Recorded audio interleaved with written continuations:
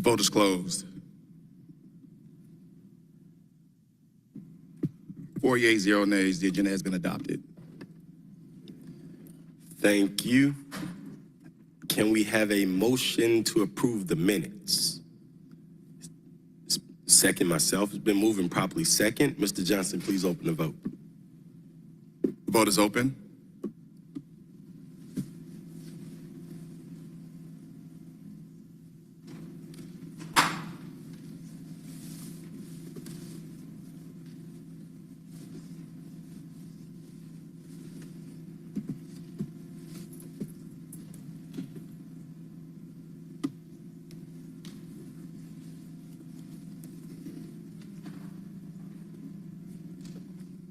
One moment, we're having technical difficulties.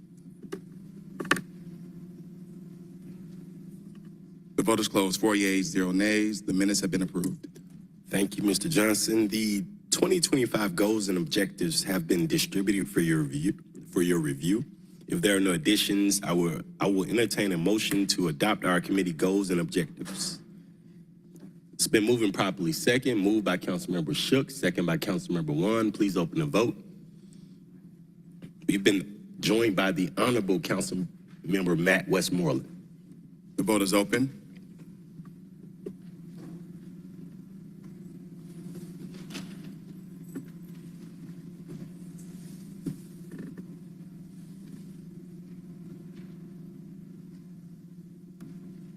The vote is closed. 5 yeas, 0 nays.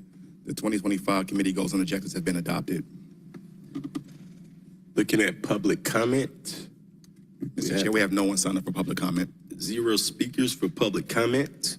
We do have a presentation today. We have the Department of Watershed Management Quarterly Update. The department, Commissioner, joined by Commissioner Wiggins today.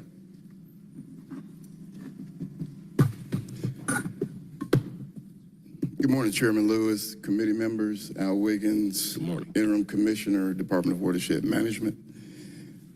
Would like to thank you for the opportunity to present the second quarterly report for the Department of Watershed Management.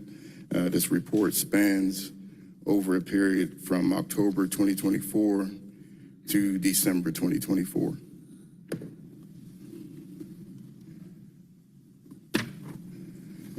Okay, we'll start off with our our org chart. No major changes here. All right, so we'll start off with administration and finance. I know we've had discussions previously about our staffing levels. No major changes since our last Q1 presentation. In most of the areas, you'll see that the numbers have either declined or improved by 1 to 3%. So I'd like to say our situation is stable. However, we would like to be able to recruit and talent, and specifically in areas where we have many positions that require specialized licenses. Atlanta's no different from our counterparts. They are all suffering with sourcing these positions, more importantly, onboarding these positions. It has not had a detrimental impact to day-to-day operations. We've made the adjustments to work around these vacancies, but I will say that the situation has improved since approximately June of last year. So you'll see 72% vacancy rate with the Office of Water Treatment and Reclamation. These are our plants, our water treatment plants and our drinking water plants, again, where they require specialized operator licenses and certifications to be able to conduct repairs out at the plant. You'll see over this period, we lost about 31 employees. 18 of the 31 were due to retirements. So the attrition rate, more importantly, our ability to retain employees remains at an acceptable level. Move on to DWM University, headed by Chief Administrative Officer Don Williams, who's doing an excellent job with our training program. You'll see over this time period, we've trained about 497 employees. About 279 are in the area of self skills and HR compliance training. 64 were in the area of life, health, and safety, and 82 completed job-specific training courses. DWM University not only provides training to our team members that work out in the field, they also provide training to our staff, our professional staff and staff that work inside the office setting as well. Okay, this slide, you'll see our FY 2025 budget. Our water and sewer revenues are favorable for both this year's budget and in previous years. We're really tracking at the same pace we were last year. No concerns that we will meet our goals. Again, this is pretty much the same thing that we were seeing last year. No big concerns there. So our year-to-date actuals is about 46 million versus how the results would look if we paid our debt services in 1/12 monthly increments. So if you see the actuals that may look a little bit off, that is the reason why. Next slide is our most collections. Again, you'll see the target is a little bit above 18 million. We're hovering slightly below or above consistently. Again, by the year end, we expect for our projections to be in alignment with the monthly collections. Moving on to operations. So by the numbers, you'll see that we installed about 648 meters this quarter. This is about a 34% increase. We had a slight backlog in meter installations due to a contract that expired, but we're making up those installs, and we're back on track as of Q2. A little bit over 4,000 accounts that were established, 523,000 bills that were issued. We had 43 cases for the Care and Conserve program. Cleaned a little bit over 3,400 catch basins. We treated a little bit over 9 billion gallons of drinking water and a little bit over 16 billion gallons of treated water. And we repaired about 469 hydrants. Next quarter, we will also focus on the water that has been saved through our leak detection program.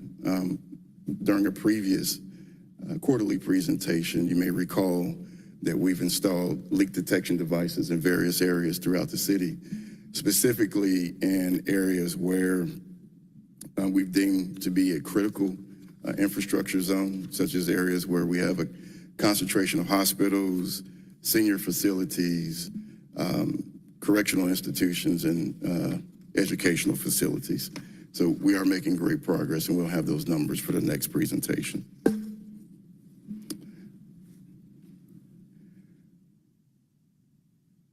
Okay, you'll see by the numbers, the cases that we've handled. We're still trending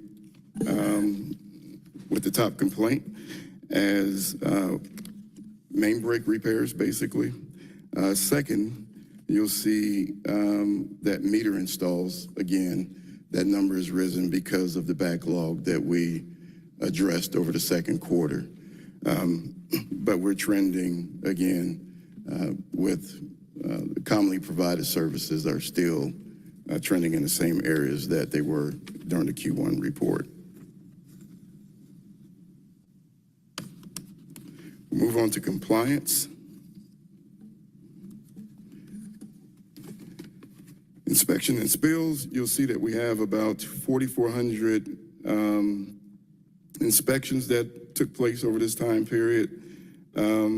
2 NPDES violations over this time period. 14 public sanitary sewer overflows that contributed to the 42 public sewer spills that occurred over this time period. 26 of those were public, 2 were major sewer spills, and 93 were private. See the site development plan review updates. You'll see that District 1, I think we saw a slight increase in District 1, but District 5 for this reporting period, I believe, was the leader over this time period. My apologies, I don't have my glasses, so I'm struggling to see the screen and my notes. So the permits issued reflect about a 13% decrease from Q1, which may probably just due to a seasonal fluctuation. We dug and we could not find anything that indicated or led to the reason that we saw this slight decline. But we're not concerned with that 13% increase just yet. I will say that District 6 had about a 30% increase in permits, and these were primarily commercial permits for residential and multifamily housing. District 9, we had about a 75% increase of overall permits issued over the previous quarter, and these are primarily multifamily housing permits with a few commercial and residential permit types that were in that calculation.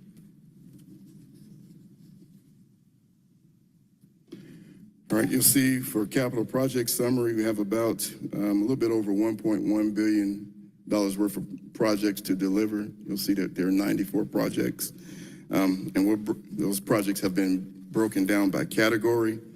As you know, consent decree is a large portion of those projects, followed by facilities management and our linear infrastructure repairs. Moving on to safety and security. About 26 injuries last quarter, 26 injuries the previous quarter. The current quarter, we have about 18 injuries, so we are improving. 13 accidents last quarter. We have 11 this quarter, and 12 property damage complaints, and we have 3 for this particular time period. We hope that we achieve a day where we don't have any accidents or injuries or any property damage complaints. We won't be satisfied until those numbers decline to 0, but we are satisfied that we're starting to see a decline in all 3 areas. Okay, so moving on to accomplishments, again, you'll see just a small snapshot. We'll do a deeper dive the next reporting period. In our leak detection pilot program, we had about 1,600 sessions. That means the devices were either installed or removed or relocated 1,600 times. We're on track to save about 168 million gallons. We have 50 leaks that were marked for basically major repairs, and where work tickets were issued to repair those leaks that were discovered by the leak detection devices. If you remember correctly, these are small devices that are installed on the line, and they work through an acoustic technology where you can basically listen to the device to determine if a leak is occurring and the extent of the leak. And we're saving a little bit over 460,000 gallons per day through this program.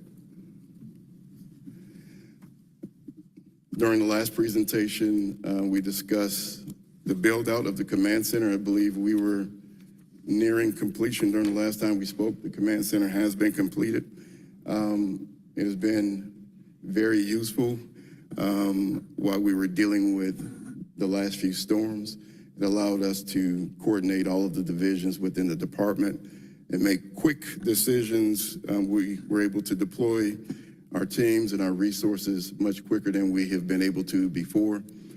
And we were also able to conduct trend analysis there on site, just basically through the collective effort of having all divisions represented there. And we also discovered several opportunities to improve our day-to-day processes and activities. This command center will be converted to an operations center where it will operate 365 days a year, 24 hours a day, 7 days a week. So I expect that you will see some significant improvements in service delivery over the next quarter or two. On to my favorite portion of the presentation. Wanted to acknowledge our retirees. You will see Ms. Cheryl Brazil, who retired with the Department of Watershed Management this past December. Ms. Brazil, if I remember correctly, had 30 plus years with the department. Hate to see her go, but we wish her well in her retirement. We also have a few other retirees that we've acknowledged on this particular slide. We won't name them all, but I would like to say publicly that we do appreciate their service and we wish them well in their retirement. That concludes my presentation. We'll be happy to address any questions should you have any. Thank you, Commissioner. I'll open up the floor for questions from my colleagues.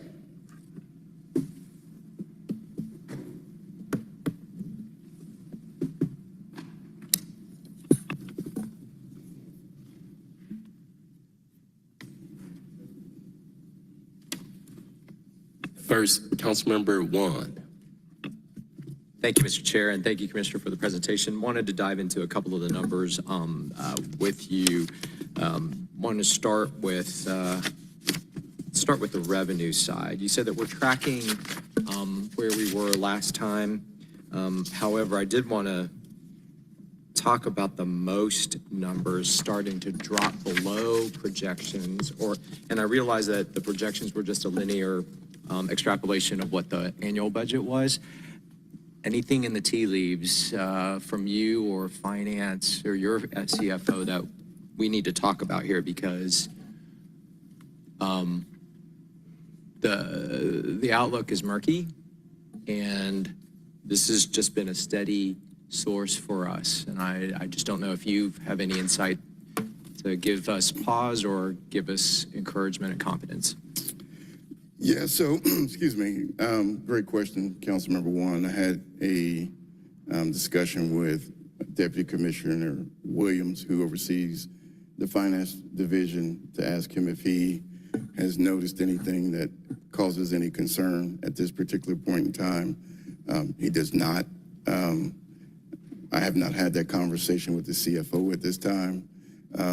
We'll be happy to do so, but again, if you recall, we were seeing something, not exactly the same, but we were seeing those numbers that showed a slight decline. We're hoping that over the next 2 quarters, particularly the next quarter, see your eyebrow raising, and it was a kind of an eyebrow raising moment for me during the time that we had the discussion, but nothing that causes any great concern at this particular time. Yeah, I may not share your optimism and confidence here. I mean, if we're already tracking behind in the first 6 months of the year, I know that just in general, sales revenue in January was down because of weather. There's now talk about, possible recession with some of the federal actions and layoffs. So I just know that we need to watch this really carefully. I'm not as optimistic about catching up, and just hope that maybe during the next quarter report, when we have 3 quarters under our belt, you can share with us what the adjustments might be in terms of activity and expenditures related to that. Yes, sir, absolutely. Okay. So then the other piece of our revenue side is rates, just especially, water, essentially water bills. And I'm assuming that's tracking. I mean, I guess water usage really isn't necessarily economically driven, right? Right. How are we doing on collections and the outstanding accounts? Are we So- seeing any movement, positive or negative movement there? So we are bringing on additional partners to help with collections of outstanding debt, far as, day-to-day bills. The collection is consistent with what it has been in the past. But I will bring DC Williams up to speak about collections as a whole. Okay. And more importantly, some of the accounts that have been written off as bad debt. Good morning. Good morning. Jonathan Williams, Deputy Commissioner, Office of Watershed. Two things, just a clarification on the most. We took an extremely aggressive approach to the budget this year. The budget was increased significantly over previous years, so what we're seeing is not a decline in the amount of most collections, but an increase in the expectation of the budget. When we came out of COVID, we were seeing double-digit increases year over year. That's kind of tapered off. We put a budget in the program this year, which actually assumed that was going to continue. It's not to be misinterpreted as most trailing off. We were at 207 last year. We'll likely be 210 this year. It won't be the extraordinary increases we saw from 23 to 24. So that's really the answer. I have no concerns with regard to us at least meeting where we were last year and slightly above. That's helpful to know, and that is encouraging. I guess the question is then even with that, then we're going to have a delta. We're going to have a gap in terms of what we were projecting versus what we're actually collecting. So what the expenditure adjustments are going to be related to that. What aren't we going to do that we thought we were going to do at the higher budget? Our expenditures are well within the budget that we put together, so it doesn't put anything in jeopardy as it relates to our programs. Okay. Secondarily, you asked about collections. Yep. And collections are basically flat, but we are, to the commissioner's point, bringing on 15 individuals just to deal with calls. We've got 31,000 accounts that need to be called upon. That's just in the single-family realm. Let me pause so you can ask the question. No, go ahead. Go ahead. Finish up and then I'll ask. We're bringing on technology, which will help folks do payment plans remotely and online so that they don't have to actually interface with somebody. That will significantly help as well. We've got folks who are focused in the commercial area to deal with the accuracy of our meters in the field. So we've got a fairly strong group of folks that are coming on.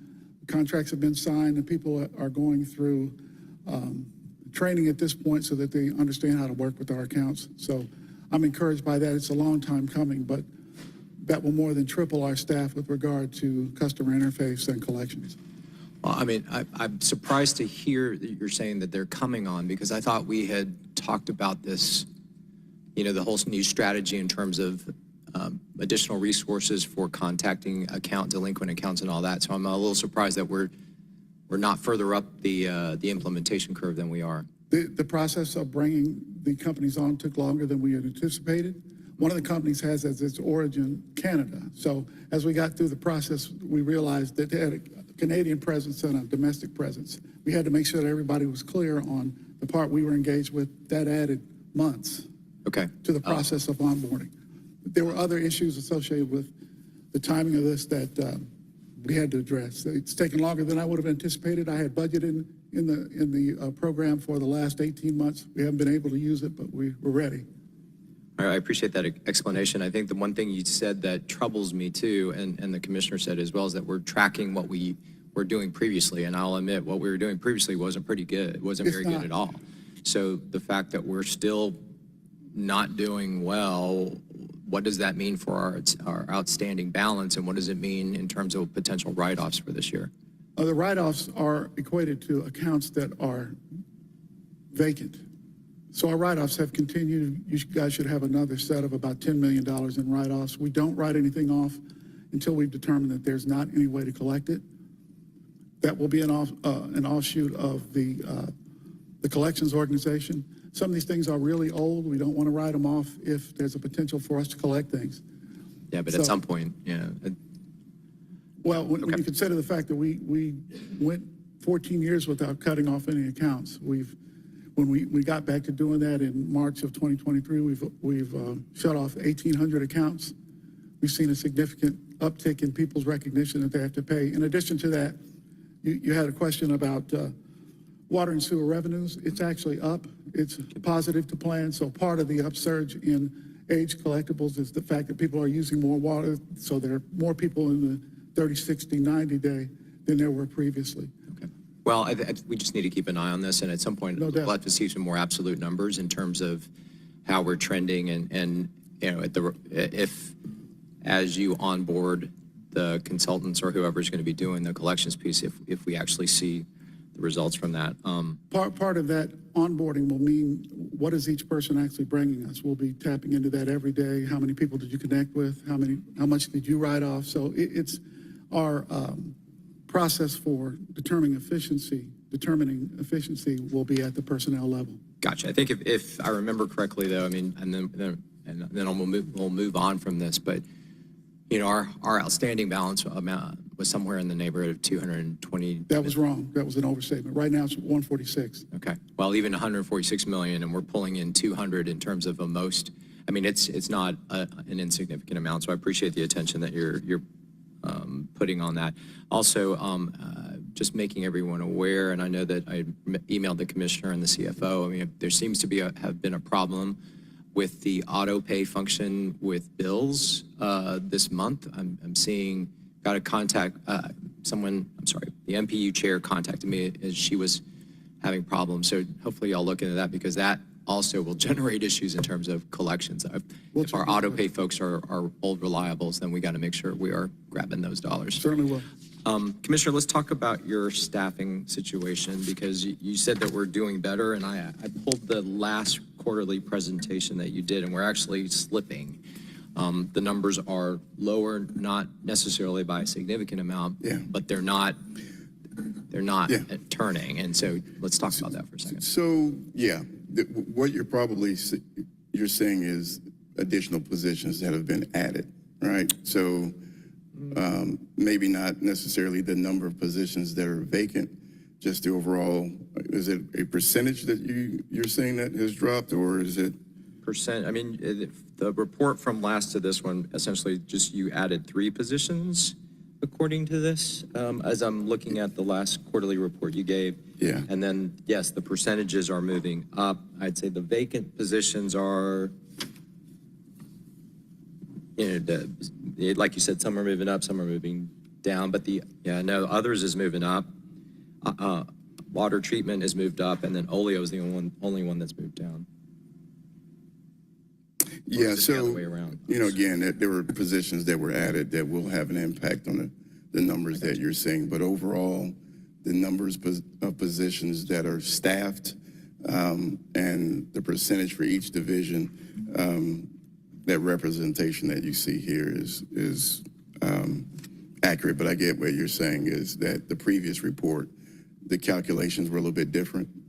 We did a cleanup paper, and there were some extra help positions that were probably added to the equation this time that weren't previously. But I'll give you a more in-depth explanation.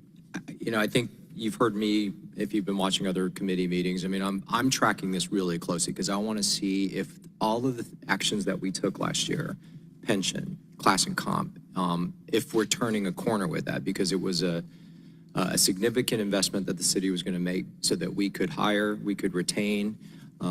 And I'll be honest, I know there's a lag, but if we're not seeing by the next quarter, then something else is off. And so I think we just, you know, got to make sure we track these numbers, and that, you know, as we go next quarter, when your next quarter report comes up, we'll be in the middle of budget season. So I think that would be the right time to talk about if, you know, we need to recalibrate some of the actions we took, or if we need to refocus how we're investing. So, Yes, sir.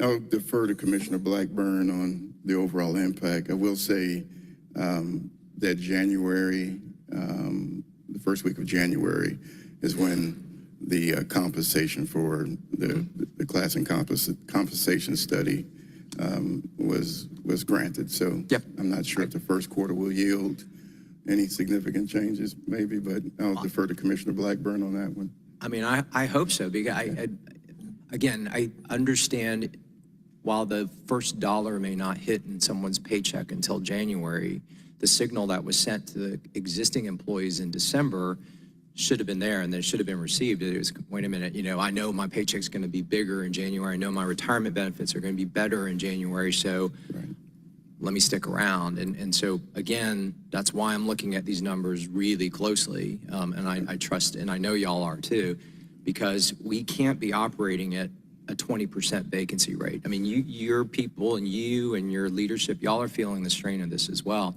How are we going to be able to deliver just repair work if we only have 8 of 10 people? So that's, this is, I know you're leading and you're managing. I just want to lift this up because we got to track it. No, we appreciate it. Yep. All right. Thank you, Mr. Chair. That concludes my questions. Thank you. Do we have any other questions from my colleagues?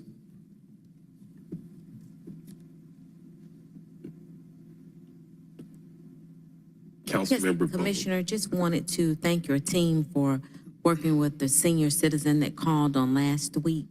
And we have one more business that needs some help at 20 Jackson Street. Miss Countess Thompson, her business is Juicy, etc. 20 Jackson Street. Countess Thompson, and I will email you her information. Yes, ma'am. But thank you for following up, and you all did a great job on last week. Thank you. Okay, thank you.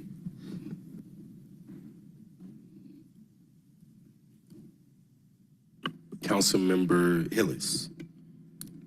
Thank you, Chairman Lewis. Thank you, Commissioner Wiggins.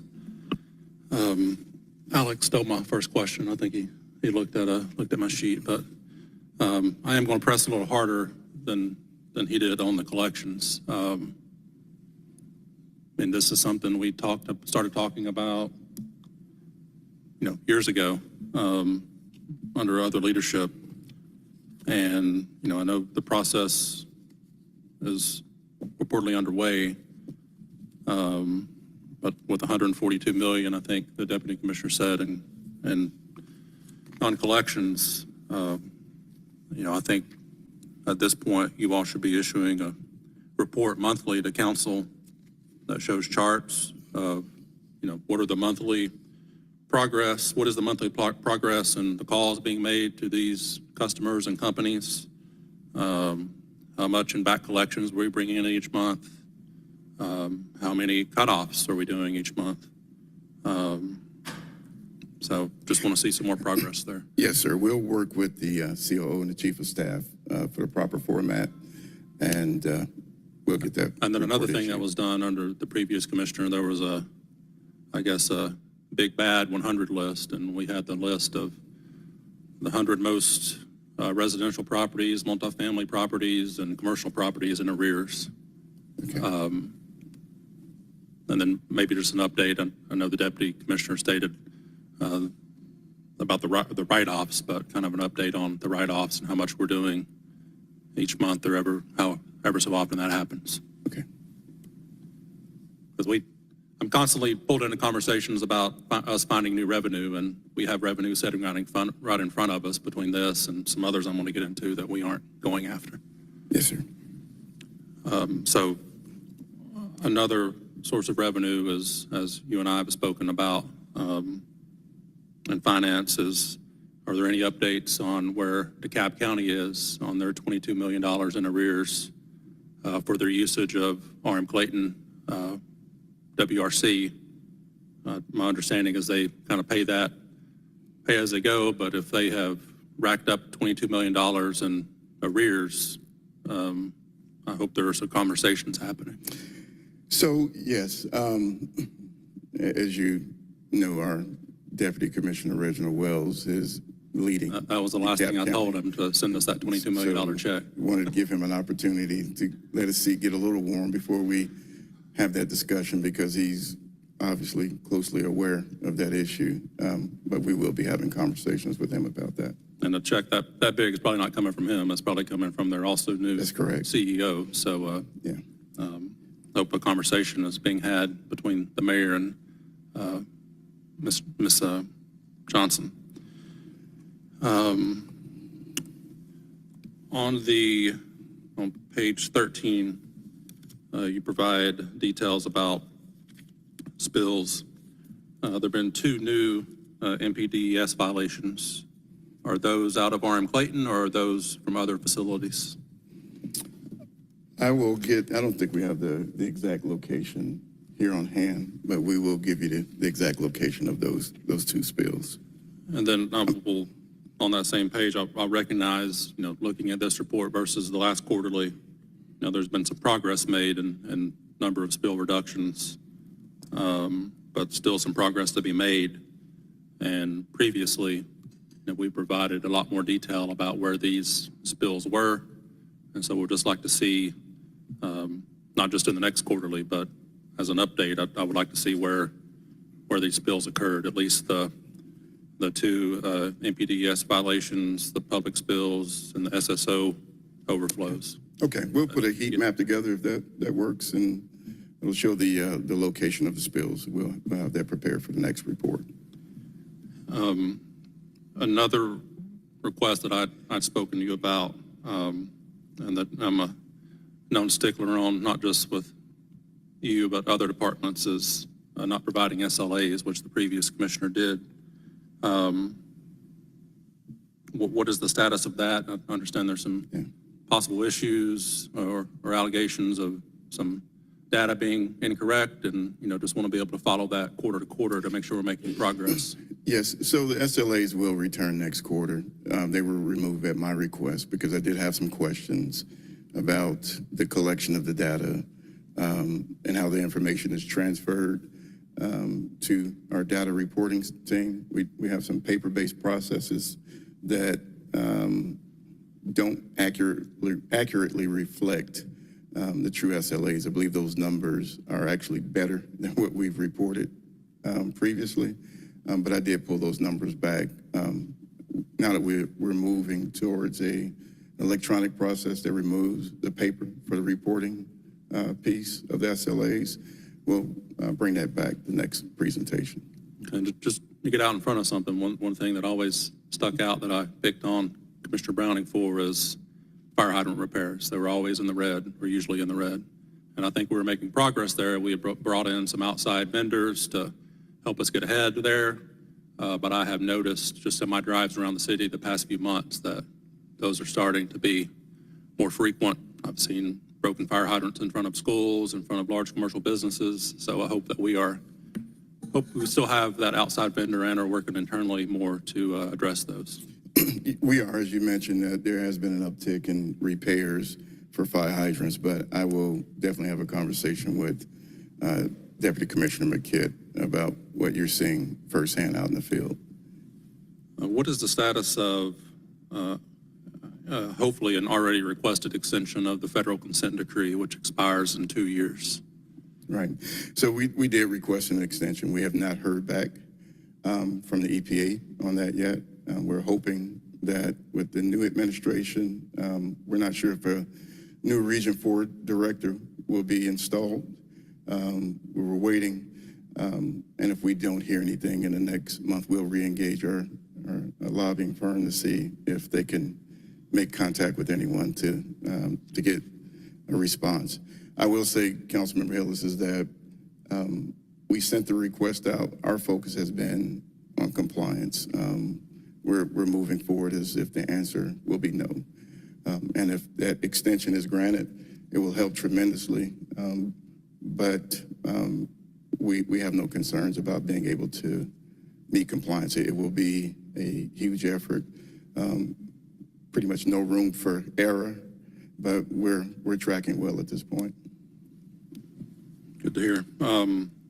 Next, and how far you want to get into this, we could and have had an entire work session on this, but where is the department with moving forward with getting back at least on its master plan schedule of a 200-year replacement cycle, which is still more than double best practices when it comes to water main repairs? Because all of these that we see hitting the news, those are lines that are 50, 70 years old, and we're on a almost 600 or over 600-year replacement cycle for those lines.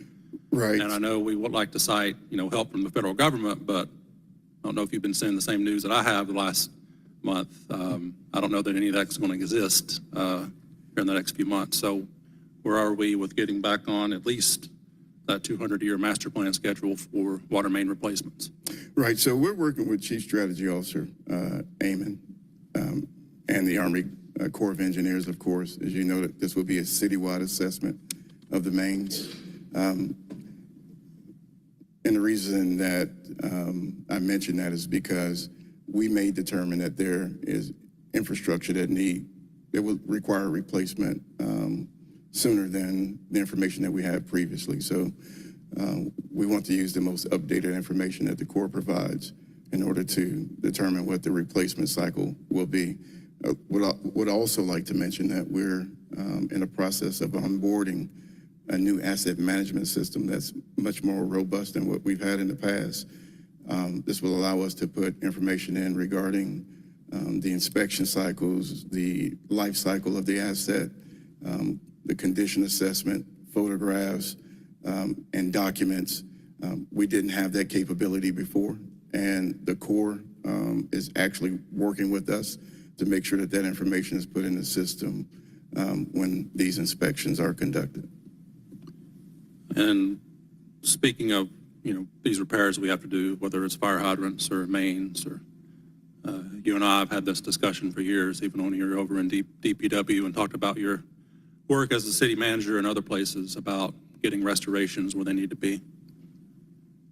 First, I'll ask, is it your understanding, because it is my understanding and your colleagues and ATL DOT's understanding, that when Watershed has to make a repair, that you have to get a ATL DOT right-of-way permit? I don't know the clarity if you have to actually pay the bond or not, but we have to get better about restorations, because for example, we get all these requests about quote-unquote potholes, and then ATL DOT goes out, and at least 50% of the time, if not more, they're actually restorations, and not just from you all, but DWM's probably a majority of them. And they're just not done properly. And when they're done improperly, they sink, they become problems again and again and again. So have you talked about, in your short time here in Watershed, about a program to either do that better internally, or bring in, doing a citywide assessment, bring in a contractor to do these? What is the plan? So the answer is yes. I've worked with Commissioner Cavanis to begin drafting memorandums of understanding. Commissioner Cavanis and I could really work on addressing the problem, but we want to make sure that the agreement is memorialized beyond our time with the city. And that's a challenge that we have, is that we don't have documents that really guide the relationship between DWM and ATL DOT, such as stormwater structures in conjunction with road resurfacing. We sent the first draft over to Chief Bendari. He's taking a look at that, and upon his approval, we'll send that over to ATL DOT for their review. But we are having conversations. Had a conversation with the COO as recently as yesterday morning about utility cuts and permits, and making sure that the coordination goes between the two departments.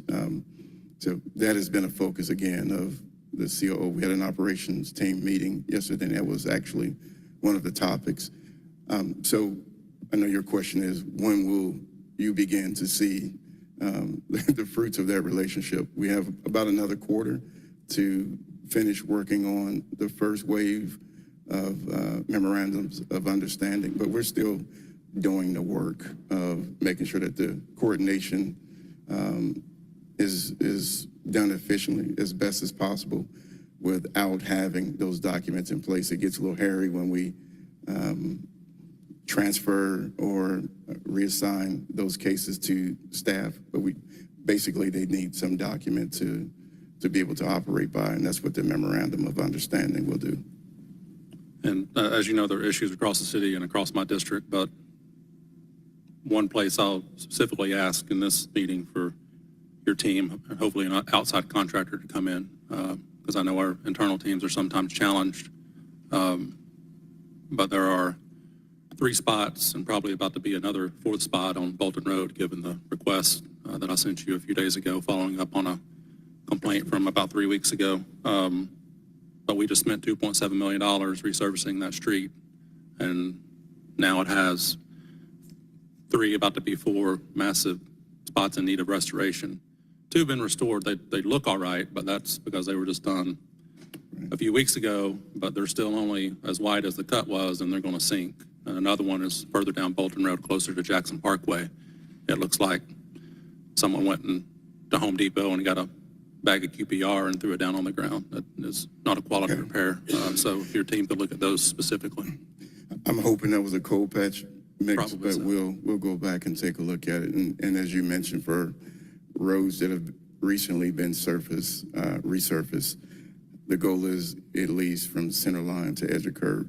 And sounds like for whatever reason that didn't happen on this issue with Bolton Road. I'll coordinate with DC McKidd to find out exactly what happened. If there was an issue with the contractor, I'm not certain.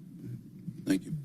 What is the update on the, I've not heard anything for a few months since the ask. What's the update on the RM Clayton odor control study that we brought an outside consultant for?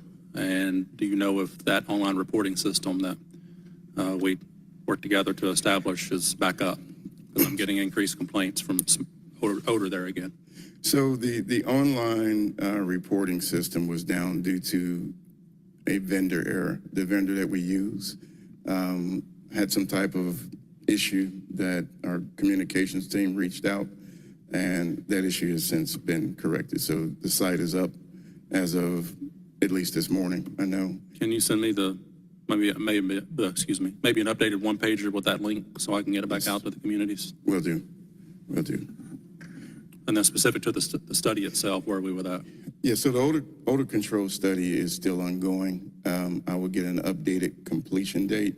I remember the scope of that project being, I believe, 12 months to complete the study. I will say the work that we are doing at RM Clayton has addressed some of the odor issues.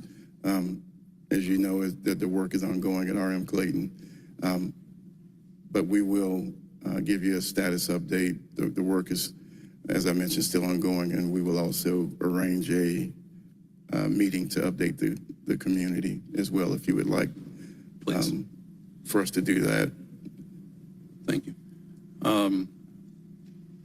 This has mostly recently been other departments, but Watershed Communications seems to be suffering a little bit.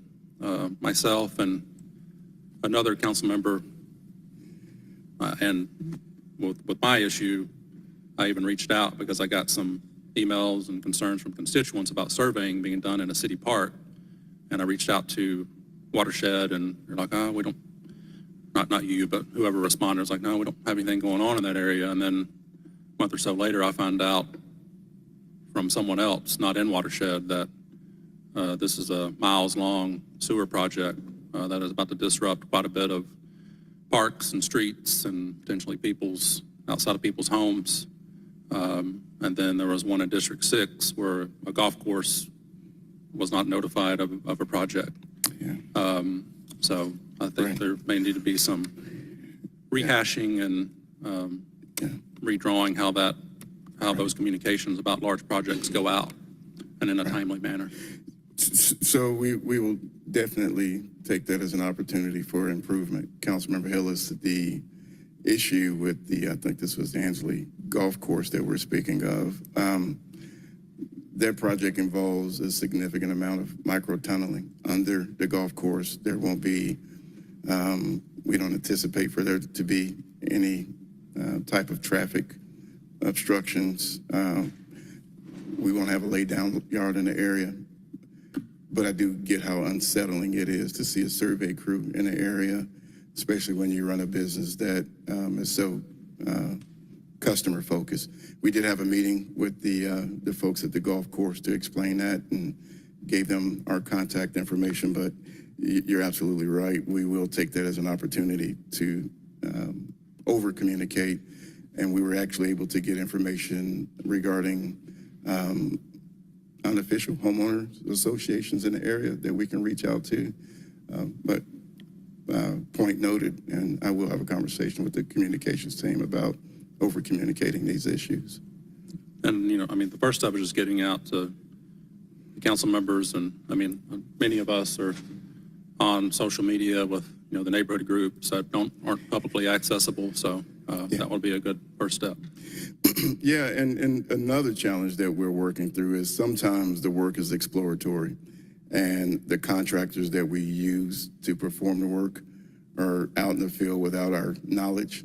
So the conversations with the contractor, we will front load those discussions just to make sure that they understand that anytime they're doing work in the community, that they make us aware. You're right, because we don't always know what's going on with the contractors. But again, I do see it as an opportunity for improvement. I have one question. I'm going to save it for the legislation when we get to it. But last question, and this is kind of culminating all of these questions about, you know, major issues that I have detailed. And you don't have to answer this question because you probably don't want to, and because I think you and I both know the answers. Is watershed management going to be World Cup ready in 2026? Because just think of the irreparable harm that would be done to the city if, when more people descend on the city than did for the 96 Olympics come to the city, and there's a major water outage in downtown or midtown, or honestly any part of the city, because people are going to be staying throughout the city, throughout the metro.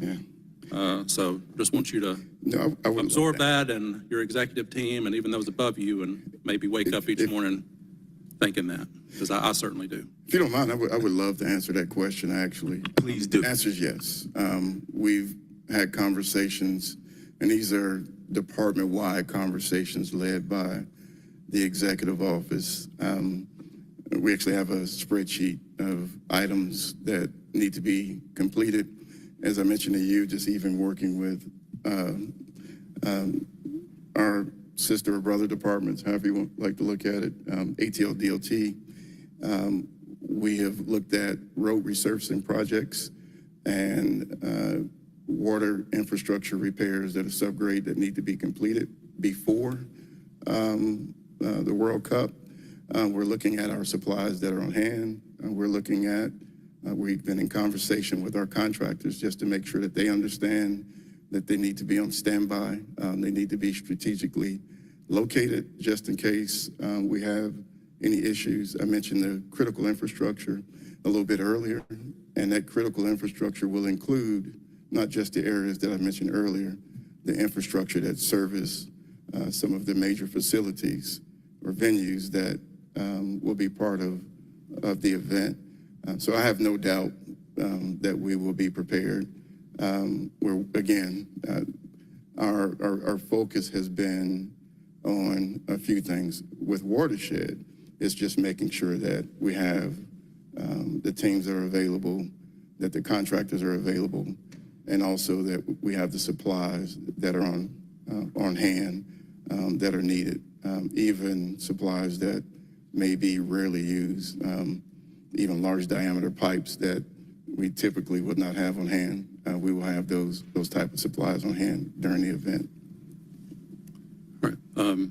Thank you for that, Commissioner, and just want to say thank you for the job you're doing. I don't know if, or recall if you volunteered for this role or you were voluntold about this role, but you know you're doing a fine job, and just keep on keeping on with what you have. Thank you, sir. Thank you for your support.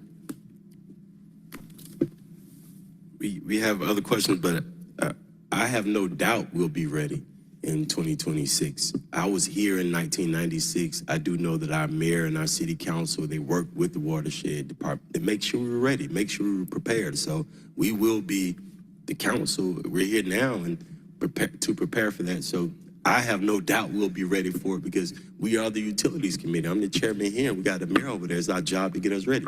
So I appreciate you for that. Yeah. We have other questions from our council. You can respond if you want to. No, I just wanted to say there's a lot of excitement with the teams of being prepared for the World Cup. It's the Super Bowl of Watershed to even be prepared. Tell the world we to will host be an okay. event like this. You Yeah. come to Atlanta, we will be prepared for the World Cup, just like we were prepared for the 1996 Olympics. I was here then. I'll be here for that, God willing. So we will be prepared. We got a strong city, strong leadership. We're going to get it right. We have other questions from Mr. Howard Shook. Thank you. Quick question and comment. Is your department subject to the Vacancy Review Board scrutiny? Yes, sir. Okay. And then comment, as I'm sure you've been warned, FY26 is not going to be a fun exercise. And so with that in mind, I'm going to hijack a theme of Mr. Hillis's and suggest that now would be a good time for you to set yourself up for the benefits of reviewing your various fee schedules and refreshing them. Yes, That's sir. it. Understood. Thank you. And I have a few comments. The meter installations, I know you said we were behind on them. I've been talking to organizations that are large housing builders in the city of Atlanta, developers, affordable housing developers like Atlanta Habitat, and they've always been behind. Let's catch up and get in front of them. Let's order more because we are developing more housing in the city of Atlanta than anywhere else in the country right here, right now, today. And so meter installation, if we can, I know when you came in, we were talking about ways in which we could look at our large affordable housing developers and give them and consign them a certain amount. If there's, I don't know, where are we on that plan?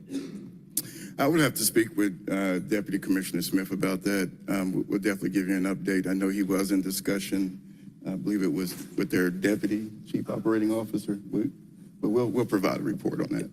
And if we can add that to our thought process, preparing for the next budget to continue to be the #1 affordable housing builder in America, we have to prepare to help our folks in front of us.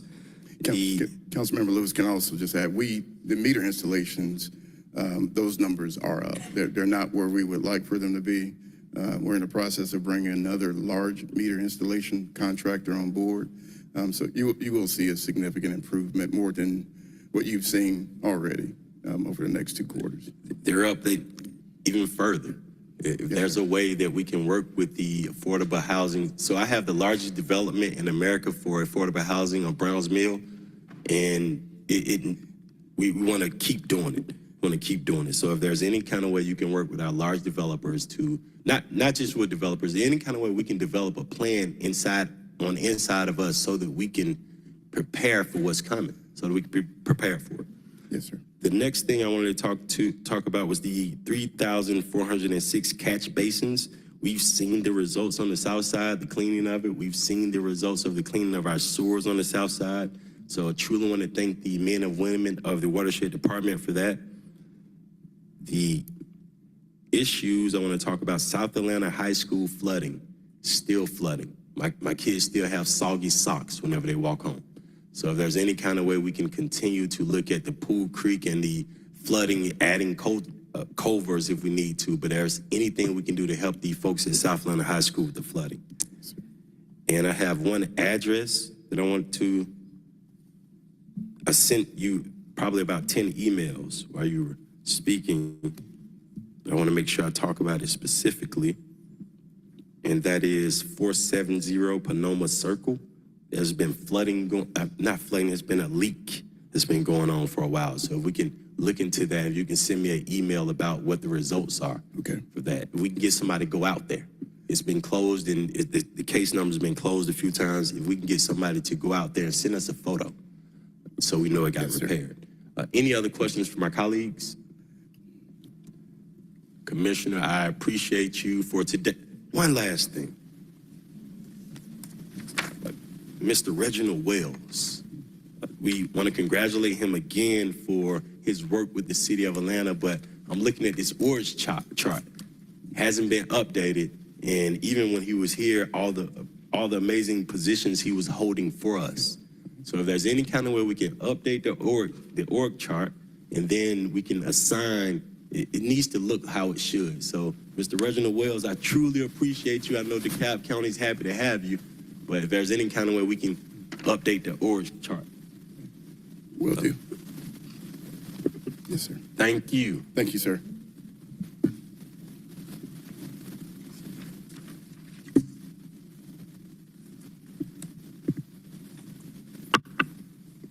Mr. Johnson, can we proceed to the consent agenda? Yes, Mr. Chair. This text is Section H, ordinance for first reading, item number 125O1112. An ordinance by City Utilities Committee waiving Part 2, Chapter 2, Article 10, Division 4 of the Atlanta City Code of Ordinances to ratify services rendered in connection with agreement listed herein, annual contract for painting and pressure washing services with A&D Painting Incorporated, and to authorize the mayor or his designee to execute the Fourth Amendment to the agreement on behalf of the Departments of Watershed Management, Enterprise and Asset Management, and Parks and Recreation to extend the term of the agreement for a period of 9 months, retroactively effective beginning February 13, 2025 through November 12, 2025, an amount not to exceed $1,560,000.00. All contract work will be charged to and paid from the fund, department, organization, and account number listed herein and for the purposes. Item number 2, 2501113, an ordinance by City Utilities Committee waiving Part 2, Chapter 2, Article 10, Division 4 of the Atlanta City Code of Ordinances to ratify services rendered in connection with the agreement listed herein, Entrenchment Creek WRC decommissioning and South River WRC primary clarifiers replacement with PC Lewis, a joint venture, beginning October 1st, 2024 through the execution of the fourth change order, to authorize the mayor as designated to execute the fourth change order to the agreement on behalf of the Department of Watershed Management for an additional 188 calendar days for final completion due to unforeseen repairs needed to complete the project, retroactively effective from October 1st, 2024 to April 8th, 2025, an amount not to exceed $3,754,184.00. All contract work will be charged to and paid from the fund, department, organization, and account number listed herein and for the purposes. Item number 3, 2501114, an ordinance by City Utilities Committee authorizing the mayor as designee to execute the First Amendment to Special Procurement Agreement, temporary supplemental labor with First Step Staffing Incorporated, an amount not to exceed $625,000.00 on behalf of the Department of Public Works, and to execute a Second Amendment to the Special Procurement Agreement listed herein for temporary supplemental labor with Center for Employment Opportunities Incorporated, an amount not to exceed $500,000.00 on behalf of the City of Atlanta Department of Public Works and the Department of Parks and Recreation for the purpose of adding funding in the total amount not to exceed $1,125,000.00. All contract work will be charged to and paid from the council listed herein. To waive Article 10, Chapter 2, Division 4 of the Procurement and Real Estate Code of the City of Atlanta Code of Ordinances to add additional temporary staffing and for the purposes. Mr. Chair, this takes us to our regular agenda, Section I, ordinance for second reading.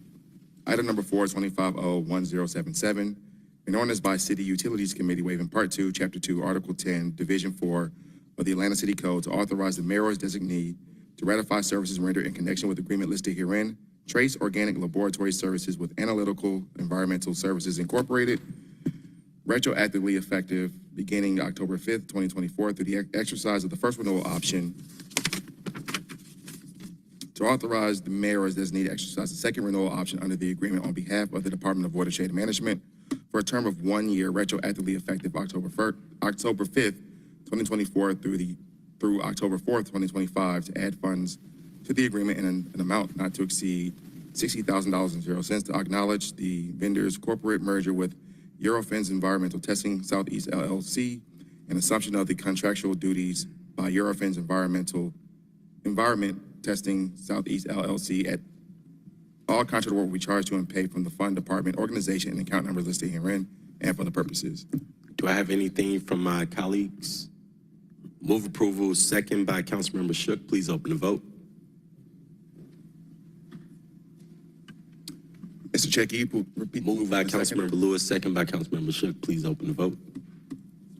Thank you. The vote is open.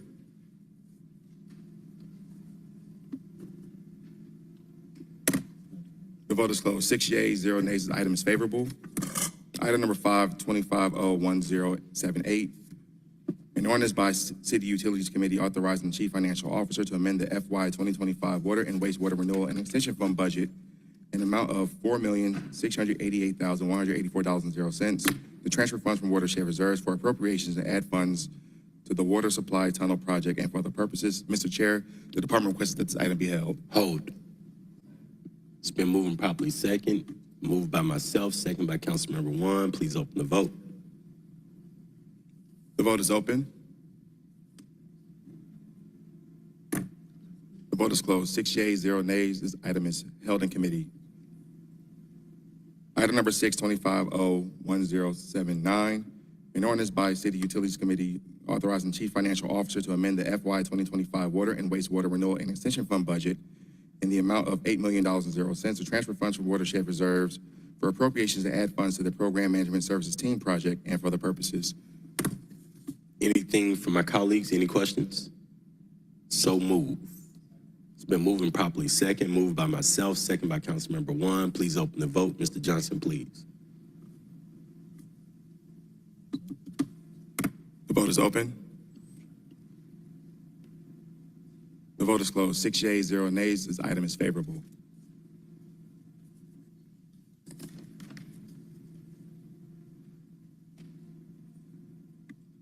Item number 7, 25-0-1080. An ordinance by City Utilities Committee to ratify services rendered in connection with agreement listed herein.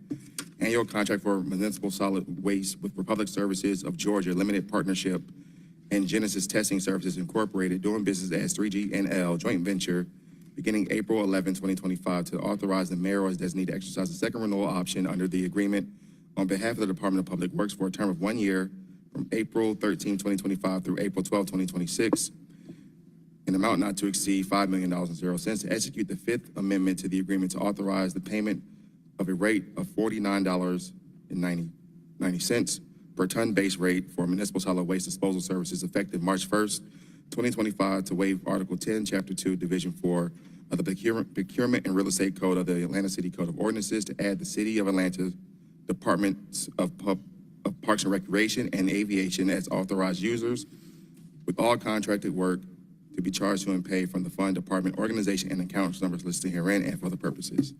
Any questions from my colleagues? So move. It's been moved and properly second. Moved by myself, second by Councilmember Juan. Please open the vote. The vote is open. The vote is closed. 6 yeas, 0 nays. This item is favorable. Item number 8, 25-0-1103. An ordinance by Councilmember Andrea L. Boone to amend Chapter 2, Article 4, Section 2-202 of the Atlanta City Code to update the functions and duties of the Mayor's Office of Sustainability and Resilience and for other purposes. And we have a question from Councilmember Juan. I'd like to hear about the legislation and understand the genesis of it, please. Yes, good morning, committee. Chandra Farley, Chief Sustainability Officer, City of Atlanta. This is related to the Urban Forest Credits Program that we've discussed in this committee before. So we started with Lake Charlotte Nature Preserve as our pilot, where we are able to generate carbon credits from certain green space properties, urban forest properties across the city. So we have been going through the process of getting prepared so we can go through the process to generate the credits. This is part 2, which is going to allow the city and our office now to actually sell those credits on the market to receive the actual revenue. So in talking with our attorneys and Department of Law and legal within Department of Procurement, this is step 1 to get us ready to now sell the credits. Thank you. I appreciate the explanation. Was there something that prohibited you to be able to, the office to be able to do this without the new language? Yes, so this is the advice that we got from Department of Law, and Attorney Spencer Peck is here that we can talk about that, but this was the recommendation from Legal and Procurement to place us in the position to do that. Yeah, I'd like to understand that, please. Just the wording of it is broad and has significant authorization, so I'd like to hear Law's opinion on the necessity for it, please. Okay.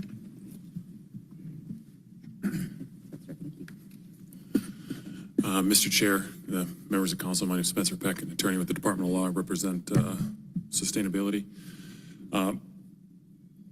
The procurement code is largely silent to how these assets would be sold, and this not only includes the carbon credits, but also the renewable energy credits that are part of the Solar Atlanta program.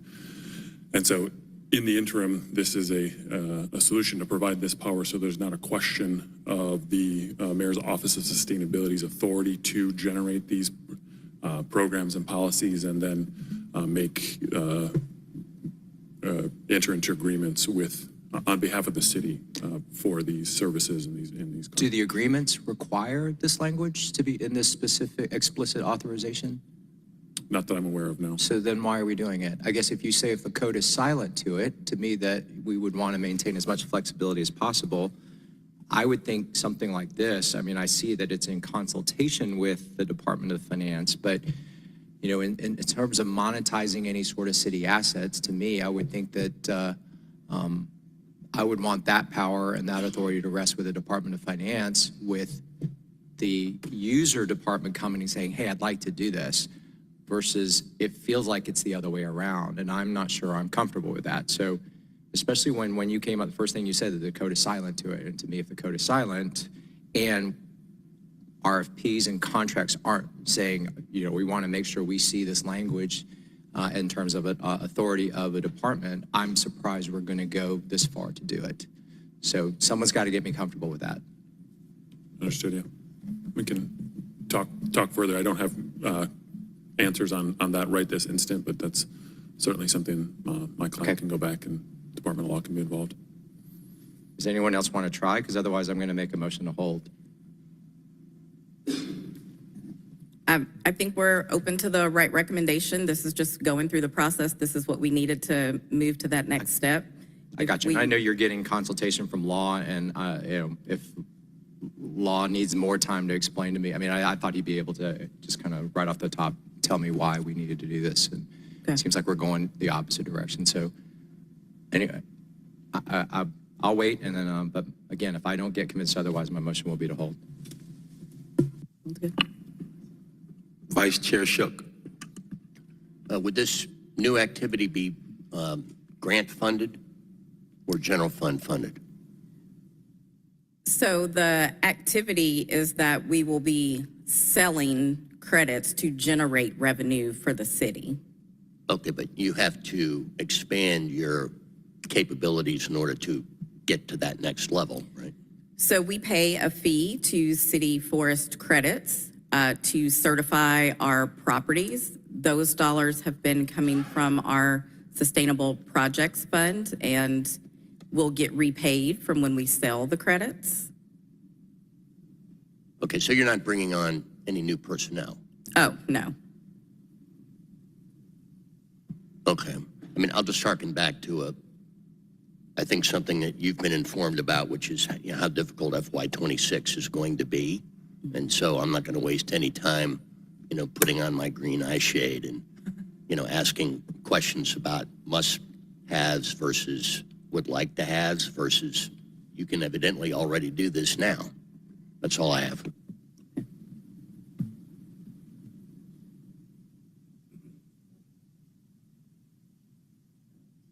It's been moving properly second. Please open the vote.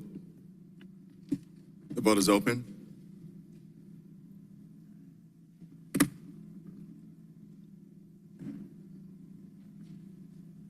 The vote is closed. 5 yeas, 0 nays, 1 abstention. This item is held in committee. And can we move on to the next one? But my question is the next piece of legislation this related to this one? No, they're separate. Okay. And I abstain because Lake Charlotte, and Lake Charlotte Natural Preserve, and I know I support this, but I'm not as updated as possible on this, and so I abstain instead of going against it. Thank you for this. Mr. Johnson, please proceed. Item number 9, 25-01104, An ordinance by Councilmember Andrea L. Boone waiving the requirements of Section 2-910 of the Atlanta City Code to retroactively authorize the mayor as needed, including the chief sustainability officer, to apply for the Clean Heavy Duties Vehicles Grant Award from the U.S. Environmental Protection Agency in amount not to exceed $2,376,203.00 for the Eco Fleet ATL program, ratifying the application for the grant submitted on behalf of the City of Atlanta, authorizing the Chief Financial Officer to amend the FY 2026 Intergovernmental Grant Fund budget to anticipate and appropriate the grant awards, authorizing the mayor or their designee to enter into agreements necessary to accept and implement the grant with the U.S. Environmental Protection Agency and grant partners or subrecipients and for other purposes. Been moving properly second, moved by Councilmember Juan, second by Councilmember Shook. Please open the vote. The vote is open.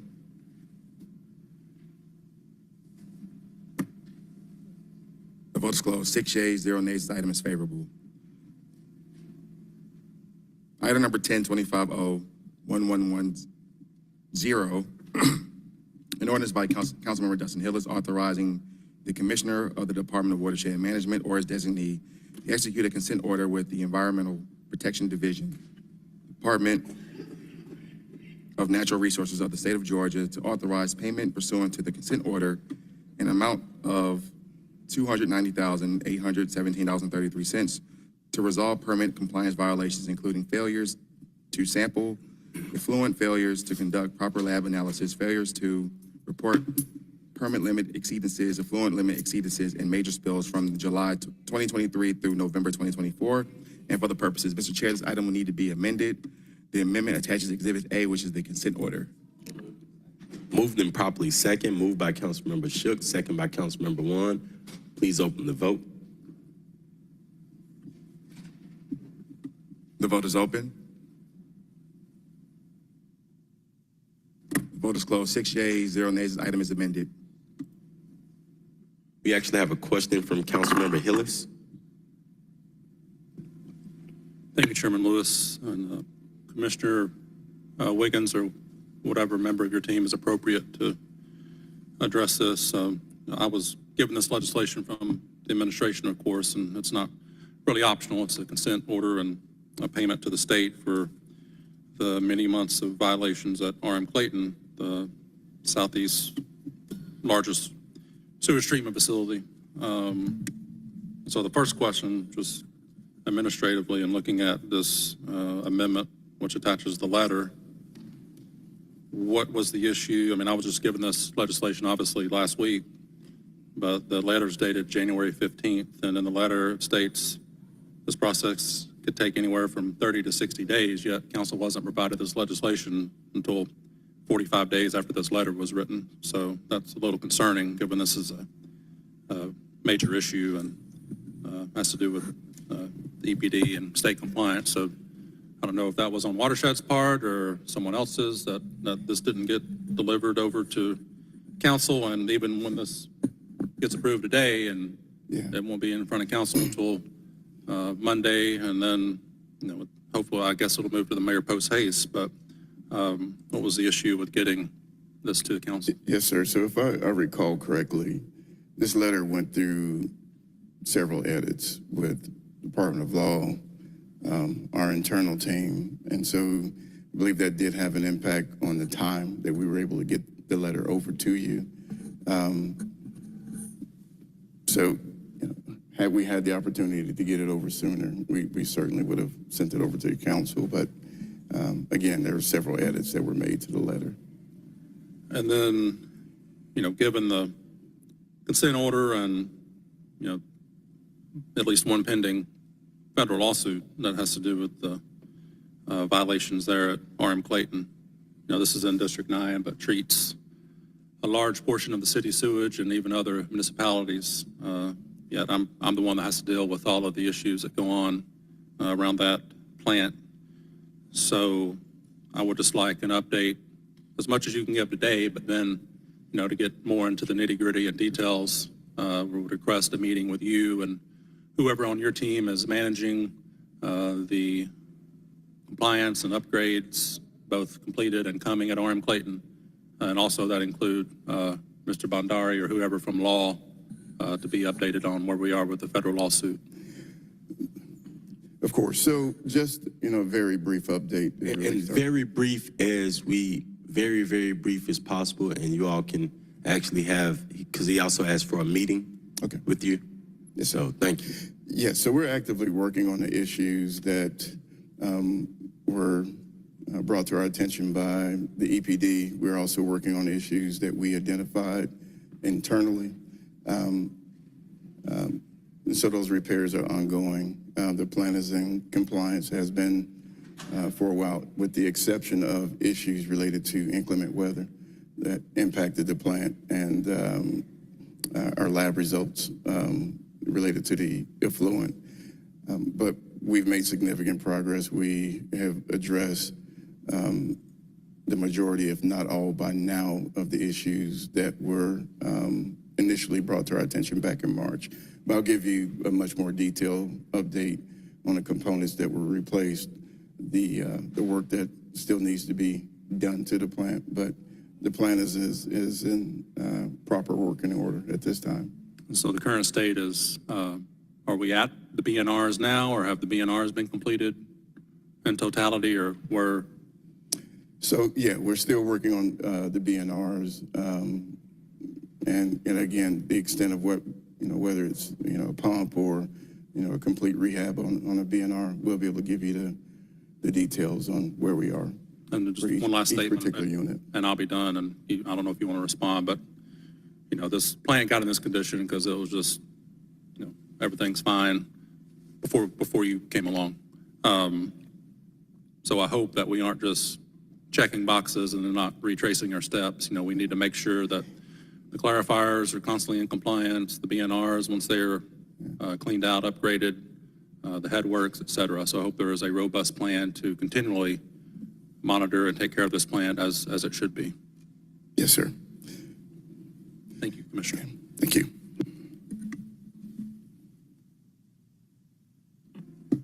Thank you. Any action? It's been moved and properly second, moved by Councilmember One, second by Councilmember Shook. Please open the vote. The vote is open.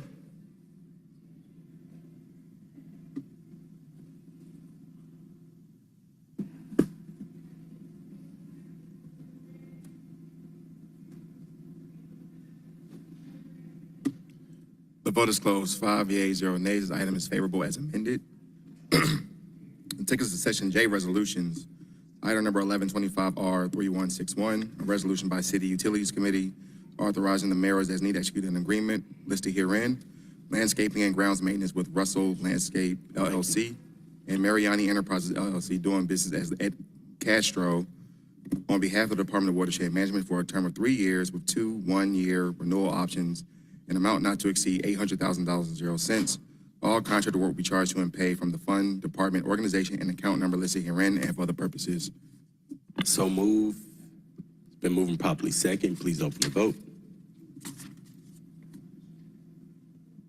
The vote is open.